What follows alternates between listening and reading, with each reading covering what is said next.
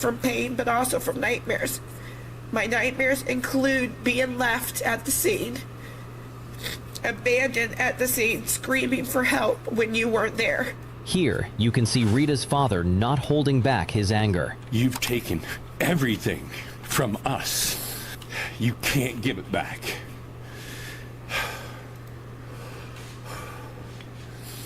And nor will you ever give it back. I can't forgive you. There is no forgiveness for this. In a plea hearing, Pereira admitted guilt. She pleaded guilty to 9 charges, including 3 counts of DUI manslaughter and leaving the scene of a death. At sentencing, the judge reminded Pereira of the jailhouse comment she made. Yes, ma'am, your life is ruined, but you also ruined a lot of lives and ended 3 lives. To seal it up, he sentenced her to 50 years in prison. Damn! This is Jessica Araujo, charged for killing 48-year-old Naji El-Kadi in a drunk driving crash in Miami. In April 2016, Araujo ran a red light, slamming into El-Kadi's as he drove to work, 2 days before his wedding. Tests showed she was nearly 3 times over the legal alcohol limit, and cocaine was found in her car. The trial captured public interest as emotional testimony poured in. She has shown a lot of remorse. She hopes by what happened today, she starts to bring the family closer. El-Kadi's widow and children spoke of birthdays, family milestones, and years stolen by her choices. We took the flowers, and those flowers were for our wedding ballroom, and we decorated the funeral home instead. Araujo herself sobbed in court, apologizing for the pain she caused.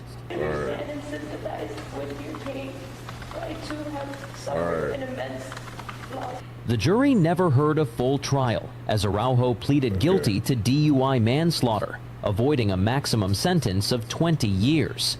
The judge sentenced her to 10.5 years in prison, followed by 9 years of probation, with strict conditions, 500 hours of community service, and weekly Alcoholics Anonymous meetings. This is Taylor Moise, a Tampa man whose drunk driving crash killed bicyclist Joshua Kidd. Reportedly, Kidd was riding his bike in Tampa when Moise's vehicle struck him. The force was so catastrophic that Kidd's body was dismembered. Investigators say Moise was driving 109 miles per hour in a 35 zone. With a bittered heart, the kid's mother delivers a victim impact statement. Mr. Moise took my son from me, he took a grandson, he took a brother, and he took a father. Our lives are forever changed. The pain that Mr. Moise has brought to our family is indescribable. It is unfair that due to your choice, that I'll never see my son.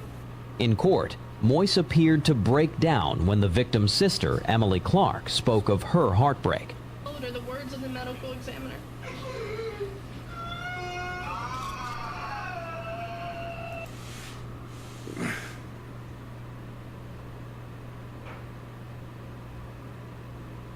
This nigga is whining. He had to be moved out of the courtroom and brought back minutes later for sentencing. The judge imposed a sentence of 12 years in prison, followed by 11 years of probation. 11 years of probation. This is Alicia Sunshine Lazo, who killed Dr. Ghada Mustafa in a high-speed crash in Dearborn, Michigan. In July 2024, that last one happened. Per hour, vehicle struck Moise. Strict conditions, and whose drunk driving crash killed bicyclist Joshua Kidd. Reportedly, Kidd was... This is Taylor Moise, a Tampa man whose drunk driving crash killed bicyclist of years in Dearborn, Michigan. In July 2024, Lazo drove 117 miles per hour in a 35 zone. She ran a red light and hit Mustafa's car. The impact killed her instantly. Dr. Mustafa was a physician, a wife, and the mother of 3 young children. She has 3 children that are under the age of 5. Damn, that shit was 2 years ago. With the black dude. That shit was just 2 years ago. Have to face a world without their mom. And I don't think you can put time on that. Here you see her brother-in-law leaving comments for the media. With Ghada, she was ready to help anybody. You can go to her for anything. Even her old-time classmate had a lot to say. Known her since kindergarten. Was always one of the smartest girls in our class, from elementary to high school, throughout college. Azo broke down during the hearing, and here's what she told the victim's family. You may not be ready to hear from me or accept my apology. Still, I wanted to say from the deepest place in my heart, I'm so sorry for your loss. The judge sentenced her to 6 to 15 years in prison. For the family, the sentence could not replace the life lost. To see someone that we think probably should have got a bigger sentence or to the fullest extent, and for us to deal with it, it's too much. This is Jennifer Xavier, a San Diego woman whose choices behind the wheel left her best friend to drown. It was 2018. The night was dark along Interstate 5 near SeaWorld Drive. Xavier had been drinking. Witnesses say she was swerving when her car suddenly veered off the road. The vehicle barreled down an embankment and plunged into Tecolote Creek. Water surged into the cabin as the car flipped upside down. Inside, 21-year-old Sydney Waller was trapped. Xavier managed to escape. Instead of calling for help, she left the scene. Her friend was still inside, strapped in, fighting for air. First responders arrived minutes later. They found the car submerged, Waller hanging upside down in rushing water. She was pulled out and rushed to the hospital. It was too late. Days later, she died. In court, the victim's family were devastated by her actions and did not hold back their rage. How different would this world be if you decided to make the right decision, not to get behind the wheel and not to leave my daughter in the creek to drown? How could you leave Sydney to die? I can only imagine how scared and frightened Sydney was while trapped under water, not knowing where that exit was. I hope that is what prison is going to feel like for you. I truly hope you learn from your experience, because 2 families have been torn apart because of you. Xavier showed remorse at sentencing. I drank and I drove, and I can't tell you enough how regretful I am for that. I'm sorry for all the pain and anger you all feel. I'm sorry for taking Sydney away. There's nothing I can do to ever make up for this. But the courtroom was unmoved. The jury found her guilty of second-degree murder, DUI causing injury, and hit and run. The judge sentenced her to 19 years to life in prison, later raised to 23 years to life. Why they get raised? Shit, I mean, I could dig it, but what you're about to see is why Jay-Z regretted inviting DMX.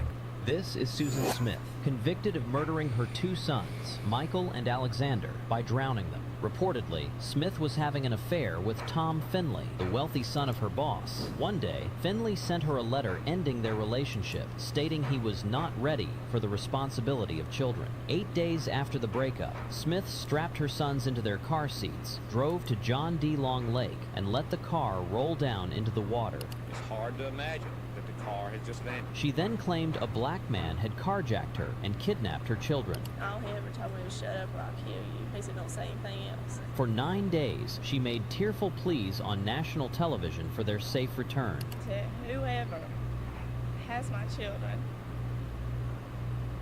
that they please bring them home. While her husband David stood beside her, believing her story. Yes. I believe my wife totally. 9 days into the Hell investigation, no, he ain't believe Smith that confessed bullshit. to the murders. She admitted to letting her car roll into the lake with both kids still in their car seats. Susan Smith has been arrested and will be charged with 2 counts of murder in connection with the deaths of her children. At trial, Smith's defense attorneys argued she was suicidal and suffering from severe depression, claiming she intended to die with her children but jumped out at the last moment. However, prosecutors presented evidence, including a recreation showing the car floated for 6 minutes before sinking. The jury deliberated for 2.5 hours before finding her guilty on both counts of murder. Smith sobbed as the judge sentenced her to life in prison with the possibility of parole after 30 years. This is Brooke Cruz, convicted of murdering her 8 months pregnant neighbor, by cutting the with the pot before sinking. The jury deliberated for 2.5 hours before finding her guilty on both counts of murder. Smith sobbed as the judge sentenced her to life in prison with the possibility of parole after 30 years. This is Brooke Cruz, convicted of murdering her 8 months pregnant neighbor by cutting the baby from her womb while the mother was still alive. Reportedly, Cruz had lied to her boyfriend, William Hone, about being pregnant. When he discovered the lie in August 2017, Hone told Cruz he knew she wasn't pregnant, and since he'd already told people about the pregnancy, Cruz needed to produce a baby. On August 19th, Cruz lured 22-year-old Savannah Graywind to her apartment under the pretense of helping with a sewing project. At this point, though, when the police are there the first and then the second time, is Ms. Graywind indeed in the apartment? Yes, she was. Where? She was in the bathroom closet.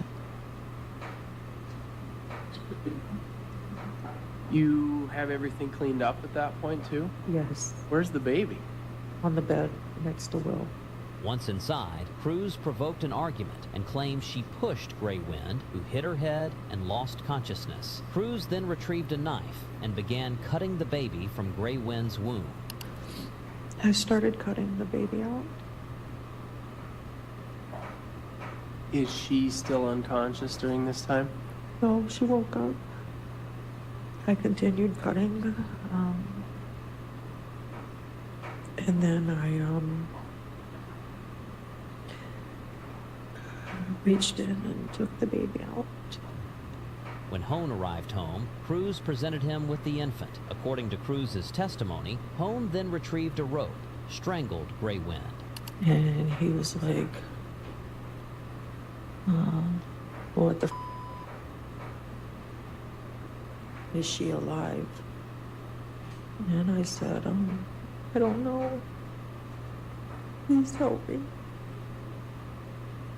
Came back in his underwear with a rope. He put the rope around her neck and he pulled it tight. And he said, if she wasn't dead before, she is now. The couple hid Graywind's body in their bathroom closet during multiple police searches, then later disposed of her body in the Red River and paraded the baby in public for 5 days. 9 days after Graywind disappeared, kayakers discovered her body wrapped in plastic, snagged in the Red River. Extensive search efforts by law enforcement and by volunteers. The body of Savannah Marie Graywind was found yesterday. At trial, a medical examiner testified it was unclear whether Graywind died from blood loss or strangulation. Cruz pleaded guilty to conspiracy to commit murder, conspiracy to commit kidnapping, and providing false information, and had no plea agreement with prosecutors. Before sentencing, Graywind's mother delivered an emotional victim impact statement, calling the crime beyond evil. I get so upset and angry and can't understand how or why these people could have taken my girl from me, from us. The pain of losing a child is like no other pain. I now know that pain. My heart is literally broken. Cruz then addressed the court. I am guilty, and I deserve every year I get. I just wanted them to know that I am sorry for what I did. The judge then proceeded to give her the max sentence. You understand all the rights that were read today, ma'am? The maximum penalty would be life imprisonment without the possibility of parole. Cruz showed no visible emotion as the judge sentenced her to life in prison without the possibility of parole. Hone pleaded guilty to conspiracy to commit kidnapping and was resentenced to 20 years in prison. This is Nicholas Cruz, who was convicted of murdering 17 students and staff members in a high school shooting at Marjorie Stoneman Douglas High School in Parkland, Florida. A month before the attack, Cruz was already preparing. He practiced firing his weapon, perfecting his aim, planning every detail. When you see me on the news, you don't know who I am. You're all going to die. Prior to the day of the massacre, Cruz recorded a chilling video in which he laid out his intentions. Hello. Alright. My name's Nick, and I'm going to be the next school shooter of 2018. My goal is at least 20 people with an AR-15 and a couple tracer rounds. I think I can get done. Location is Stone Douglas in Parkland, Florida. It's going to be a big event. On February 14th, Valentine's Day, the then 19-year-old arrived at his former high school armed with an AR-15 rifle. He opened fire in the hallways and classrooms, killing 14 students and 3 staff members. Oh my God! Oh my God! The shooting lasted only 6 minutes, but left the school drenched in blood and terror. Security footage captured the chaos as students ran for their lives while crews methodically moved through the building. He got into the 1200 building because that door was unlocked and unstaffed, and that we say that that is a security failure. Hours later, police body cam footage shows his arrest. He was found walking casually in a nearby neighborhood, blending in with fleeing students. Cruz was taken into custody without resistance. In the interrogation room, he spoke to detectives about what drove him to commit the massacre. He claimed a demon inside his head had been telling him to commit violent acts for years. When left alone in the room, he repeatedly punched himself in the face and begged officers to end his life.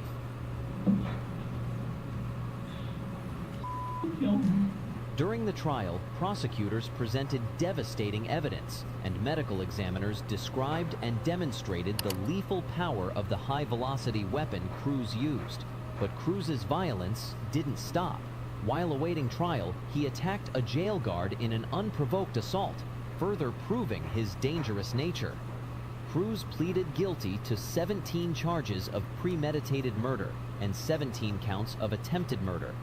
But before the judge handed down his sentence, Cruz made some statement. I am very sorry for what I did. I have to live with it every day. And that if I were to get a second chance, I will do everything in my power to try to help others. And I am doing this for you, and I do not care if you do not believe me. And I love you, and I know you don't believe me, but I have to live with this every day. The judge then reads the sentence. Mr. Cruz, you are remanded to the custody of the Department of Corrections to complete the mandatory life sentences imposed by the court. However, the life sentence was not enough for the damage done, as some of the victims' families did not hesitate to vent their dissatisfaction. Today, the wrong verdict was given. We are beyond disappointed with the outcome today. This is Jeremy Webster, convicted of opening fire on a family during a road rage confrontation in Colorado. Reportedly, Bigelow was driving her 3 sons to a dentist appointment when she tried to pull over for an emergency vehicle, but Webster became angry and yelled at her for entering his lane. Instead of driving away, he followed her into the dental office parking lot, stepped out of his vehicle, screamed at her again, then pulled a gun. And I yelled to the boys, "He's got a gun, run!" And then I heard the gun go off, and I dropped to the ground. I was shot again in the head. After shooting Bigelow, he then fired at her children. One was critically injured, another escaped, but the bullets claimed the life of Vaughn. He knew exactly what he was doing, and he should be held accountable. Webster fled the scene after the attack, but was captured later that day after his license plate was traced through nearby surveillance cameras. At trial, his defense insisted he was in the midst of a psychotic episode and not in control of his actions.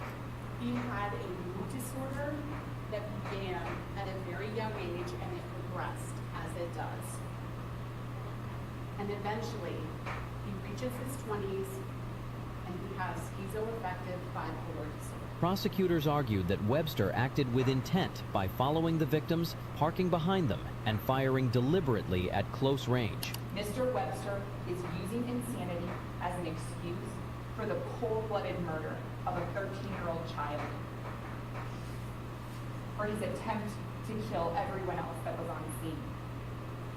During sentencing, Megan Bigelow faced her son's killer and addressed the court.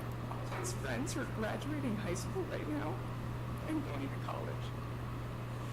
Every time they get one of those graduation cards, I burst into tears. Then the jury returned with their decision. We, the jury, find the defendant, Jeremy Webster, guilty of attempt to commit murder of first degree after deliberation. The judge sentenced him to life in prison without the possibility of parole. Webster showed no visible emotion as the sentence was read. This is Monica Cementilli and Robert Baker.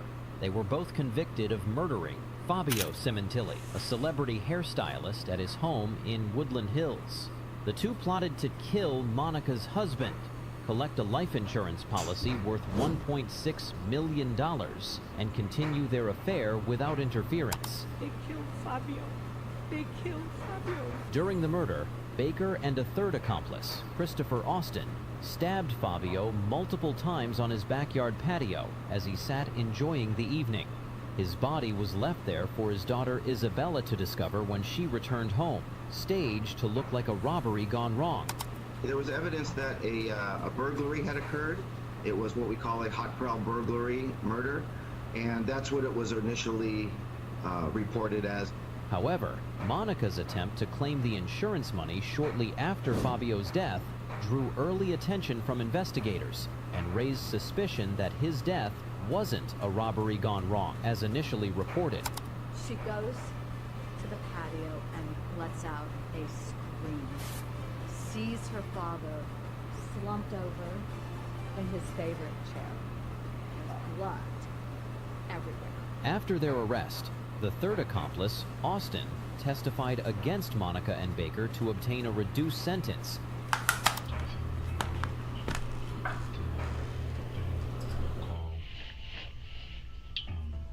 That's when he kind of started revealing the whole plan. It's like, remember the girl? I was like, what about her? He's like, yeah, her husband's there.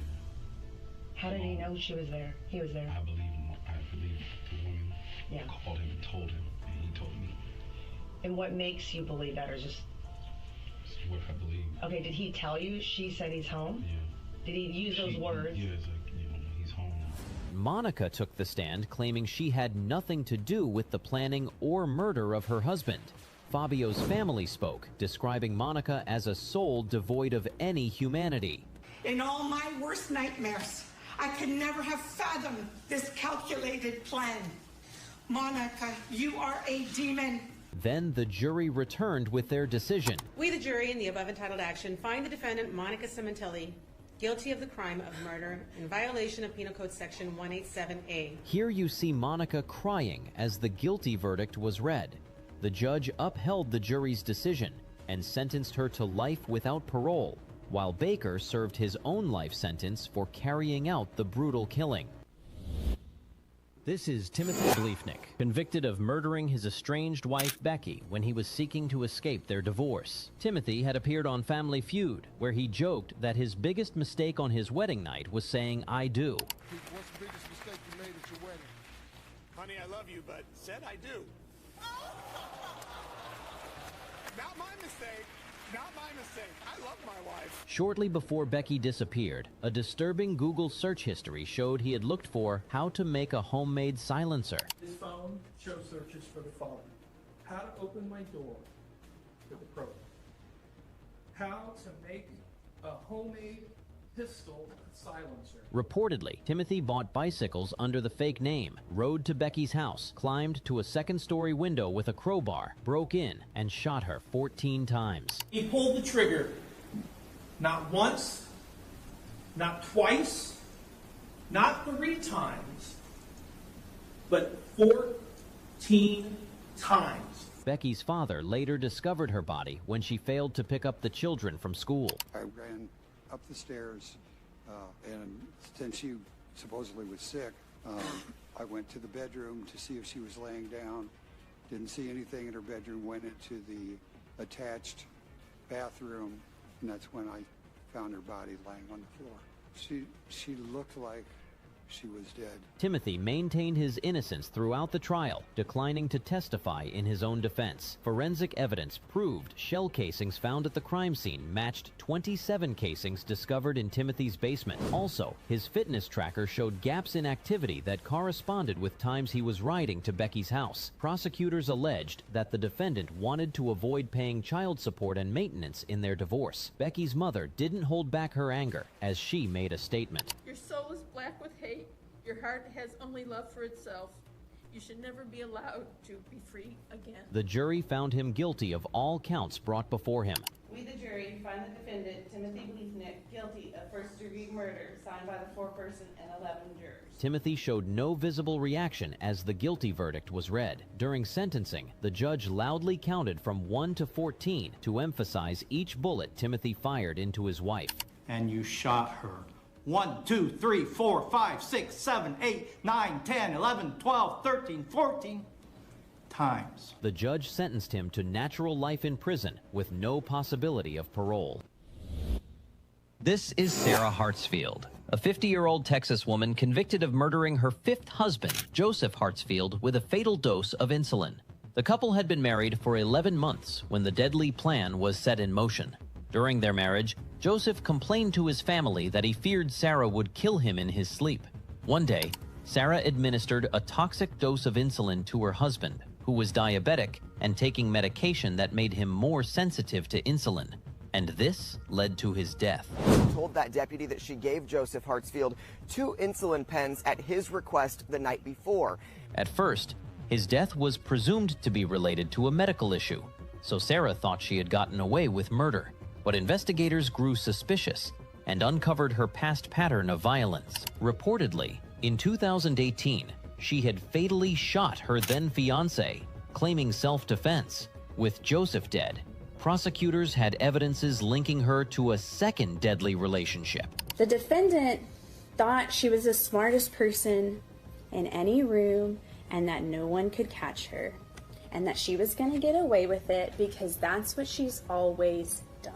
Evidences found by the prosecutors include toxicology reports that showed Joseph's insulin levels were abnormally high.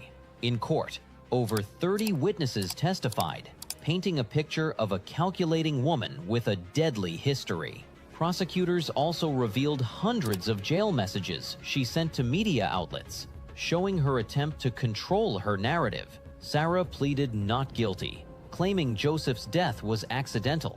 Her defense argued it could be linked to his own health issues. They have no evidence that Sarah administered insulin to Joe. We spent half of these days on extraneous offenses, calling Sarah a bad person, but they still can't prove that Sarah administered insulin to Joe. The jury deliberated after 7 days of testimony, and when the jury returned, the verdict was clear. We, the jury, having found the defendant guilty of murder, assess her punishment at confinement in the institutional division of the Texas Department of Criminal Justice for life, and in addition to such confinement, assess a fine in the amount of $10,000. Court footage showed Hartsfield's face showing little emotion while standing silently.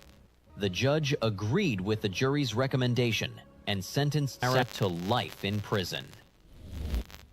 This is Tyrese Harris, convicted of second-degree murder after a road rage confrontation turned deadly in New Hampshire. Reportedly, Harris cut off 45-year-old Jamal Kardakovich while driving, triggering him to honk his horn, and Harris responded by throwing an eyeglass cleaner bottle at the man's truck. His son said that this car basically cut him off, and he was making stop-and-go moves, kind of provoking him. Kardakovich then stepped out of his vehicle, approached Harris's car, and spat in his face. Seconds later, Harris pulled out a gun and shot Kardakovich point blank in the face. Inside the truck were his son and nephew, who saw the whole thing. As he approached the vehicle, he was shot.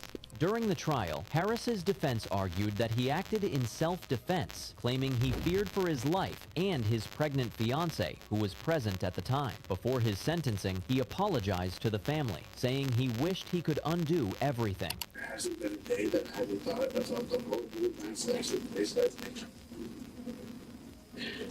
An apology can't possibly do any justice to what has happened. The victim's daughter takes the stand to address the court. Growing up, I always dreamed of my father there by my side through all my milestones. To wake up this morning and every day for the rest of my life, I lose my father, my anchor, and my dream. The jury found him guilty on all counts, and Harris stood still and sad as the judge sentenced him to 25 years to life in prison. This is Scott Peterson, who was convicted of murdering his pregnant wife, Lacey Peterson, and their unborn son, Connor, at their home in California. Peterson reported Lacey missing on Christmas Eve, claiming she disappeared while he was on a fishing trip, then later All right, attended let's a party actually get as if something nothing going. had happened. A man not looking.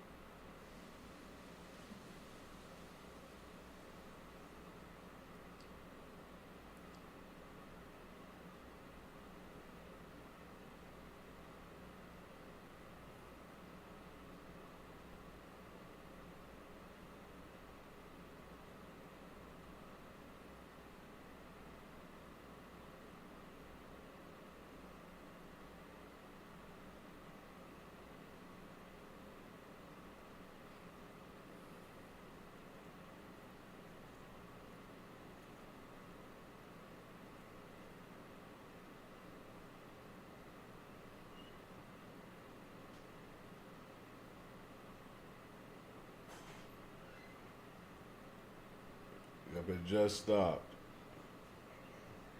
It literally just stopped.